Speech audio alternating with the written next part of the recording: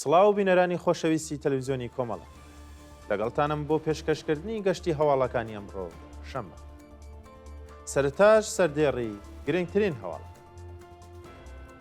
گیان لە دەستدانی شەش شاخەوان لە بانە بەڕێوەچوونی مەراسمی نەورۆز لە کامیاران و ماکۆ گیان لە دەستدانی سێ ئەندامی بنەماڵەیەک لە ڕووداوێکی هاتوچۆ لە بۆکان و ناڕەزایەتی خەڵک مەترسی دیپۆرتکردنەوەی چالاکوانێکی سیاسی بۆ ئێران بۆ بەیان نامەی کانونی سەنفی معلمانی ئەلی گودەرز دژ بە داخستنی بەردەوامی قوتابخانەکە.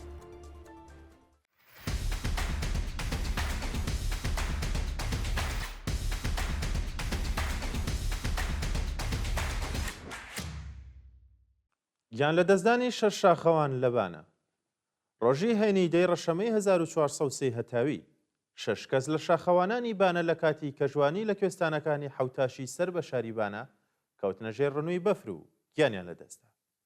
ڕۆژی هەینی چەند گروپی شاخەوانی شاریبانە بە ناوەکانی سورکیە و زاگرۆز و پاژین و گروپێکی شاری بۆکان بەرەو گوێستانی کەڵکجاڕی حوتاش سەر بە شاریبانە وەڕێدەکەون، بەڵام بەداخەوە بەهۆی هاتنی ڕنووی بەفر چەندین شاخەوان لەژێر بەفردا دەمێننەوە. هەوڵەکان بۆ ڕزگارکردنیان تا سەر لە بەیانی ڕۆژی شەمە 11 ڕەشەمە درێژ دەبێت. لە ڕۆژی یەکەمدا بە یارمەتی شاخەوانان و خەڵکی شاری بانە و بە تایبەت داوایەکانی حوتاش و دەوروبەر توانیان چەند شاخەوان ڕزگار بکەن و بە برینداری ڕەوانەی نەخۆشخانەی شاری بانەکران.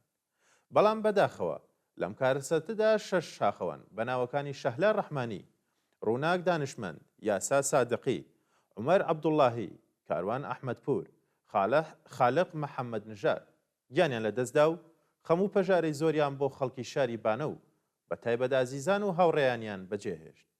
بە بۆنەی ئەم کارەساتە دڵتەزێنەوە لە ناوەندی هەواڵی کۆمەڵەوە هاوخەمی خۆمان لەگەڵ بنەماڵەی ئازیزی شاخەوانانی گیان بەخت کرد و خەڵکی شۆڕژگەڕی شاری بانە ڕادەگەێنین و هیوای زوو چاکبوونەوە بۆ برینداران دەخوازی. کوژانی کۆڵبەرێک لە سنووری قەسری شیرین سەر لە بەیانی هەینی دەی ڕەشەمەی 1403 کۆڵبەرێکی گەنجی خەڵکی شاری سەرپێلی زەهاو بە ناوی شەهنام زاهری نژاد تەمەن 35 ساڵ بە تەقەی ڕاستەوخۆی هێزەکانی کۆماری ئیسلامی گیانی بەخت کرد. ناوبراو خێزاندار و خەڵکی گوندی مەڵڕۆڵان سەر بە شارستانی سەرپۆلی زەهاوە. جێگای ئاماژەیە بە پێی ئامارەکان لە ساڵی 2024دا بەلانی کەم 345 کۆڵبەر لە ناوچە سنووریان جیاوازەکانی کوردستان بە تەقەی ڕاستەوخۆی هێزەکانی کۆماری ئیسلامی سەرمابردووی کەوتنە خوار لە بەرزایی و هەروەها تەقینەوەی من بۆ دابینکردنی ژیان و وەدەستهێنانی پێداویستیەکانی ژیانیان گیانیان بەخت کردووە و بە سەختی بریندار یان کەمەندام بوون.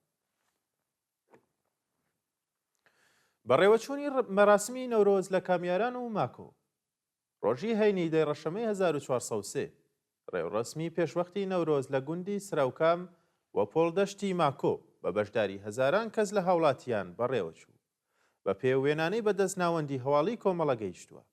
لاوان و گەنجانی ئازادی خوازی کوردستان بە جۆش و خرۆشەوە ئاگری ئەم ساڵی نەورۆزیان لە گوندی سراوکام سەر بە شاری کامیاران و هەروەها پۆڵدەشتی ماکۆ هەڵکرد.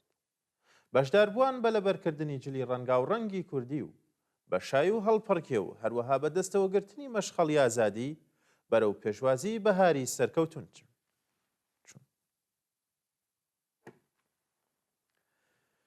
ناڕوونی چارەنووسی هاوڵاتیەکی دەست بە سەرکراو لە شاری سنە ڕۆژی سێشەمە 7 ڕەشەمەی 1403 فواد ئەحمەدی تەمەن 46 ساڵ و خەڵکی شاری سنە لەلایەن هێزەکانی ئیدارەی ئیتلاعاتەوە بە توند و تیژیەوە دەست بەسەر کرا و هێشتا چارەنووسی دیار نییە.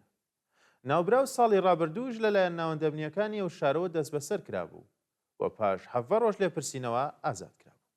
شایانی باسە سەرڕای بە دوواداچوونی بنەماڵەکەی لەسەر دۆخی تەندروستی و شوێنی ڕاگررتنیە و بەندکراوە هێشتا چارەنووسی دیار نییە و تا کاتی داڕشتنی ئەم هەواڵە سەبارەت بە شوێنی ڕاگررتن و ئەو تۆمەتانەی خراوەتە پاڵی زانیاریەک لەبەردەستدا نییە.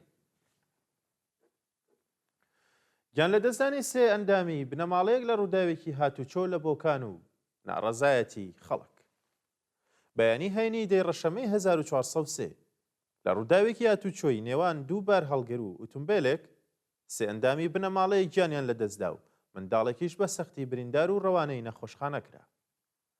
بەپێی هەواڵەکان پاژە و ڕووداوە تەڵتەسێنە دانیشتوانی شاری سیمنە و گوندی دژبەن بەرپرسیاری کۆماری ئیسلامی لە ئازدۆخی ڕێگەوبان و هەروەها ئەمنیەتی هەوڵاتیان جادەی ڕێگەی بۆ کانومیان دەواویان داخست و خوازیاری ئامادەبوونی بەرپرسان لە شوێنی ڕووداوەکە و هەروەها وەڵامدانەوە سەبارەت بەکەم و کوڕیەکان بوون. مەترسی دیپۆرتکردنەوەی چالاکوانێکی سیاسی بۆ ئێران.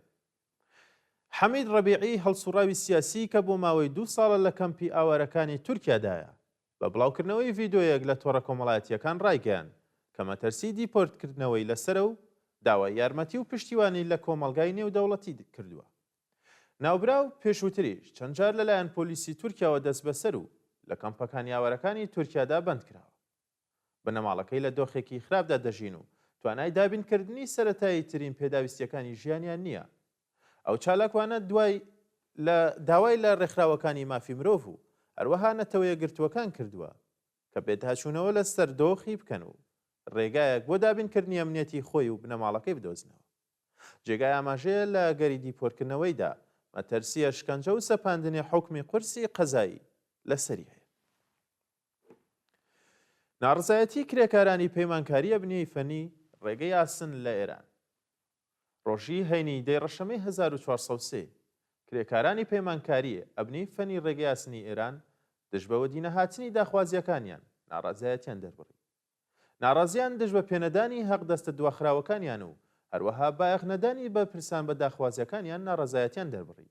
بە نزیکبوونەوەی ساڵی نوێ خوازیاری پێدانی حەق دەستە دواخراوەکانیان مەزایە و نەورۆزانە گۆڕانی گرێبەستەکانیان بەرزکردنەوەی ئاسی حەقدەستەکانیان و هەروەها دابینکردنی بیمەی دەرمانی بوون. بەیاننامەی کانونی سەنفی معلمانی ئەلیگودەرز دژ بە داخستنی بەردەوامی قوتابخانەکان. ڕۆژی هەینی دەی ڕەشەمەی 1403 هەتاوی کانونی سەنفی معلمانی ئەلیگودەرز لە بەیاننامەیەکدا داخستنی بەردەوامی قوتابخانەکانی شەرمەزار کرد و خوازیاری بایەخدانی حکومەت بە دۆخی پەروەردەیی بوو. ئەم ڕێکخراوە سەنفیە لە بەیاننامەیەکدا ئاماژەی بە کاریگەری خراپی داخستنی قوتابخانەکان لەسەر دۆخی پەروەردەیی و دەرونی منداڵان کرد و خوازیاری قوربانی نەکردنی سیستەمی پەروەردەیی لەلایەن بەرپرسانەوە بەهۆی گرژی و ئاڵۆزیەکانی نێوخۆی ئێران بوون. ناڕزایەتی کرێکارانی ئەرکان سالس لە ناوچە عەمەلیاتیەکانی نار و کەنگان. بەیانی ڕۆژی شەمە 11 ڕەشەمەی 1403 هەتاوی کرێکارانی ئەرکان سالس لە ناوچە عەمەلیاتیەکانی نار و کەنگان دژ بەوە دینەهاتنی داخوازیەکانیان و پێنەدانی حەقدەستە دواخراوەکانیان کۆبوونەوە.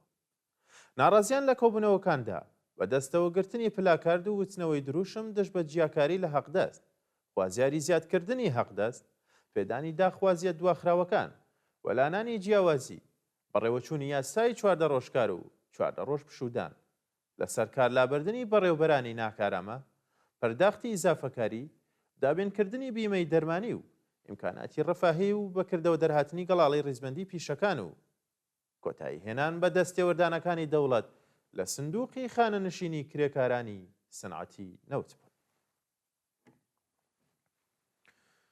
دوایین هەواڵیشمان سەبارەتە بە مانگرتن لە خواردنی ناهید شیربیشە.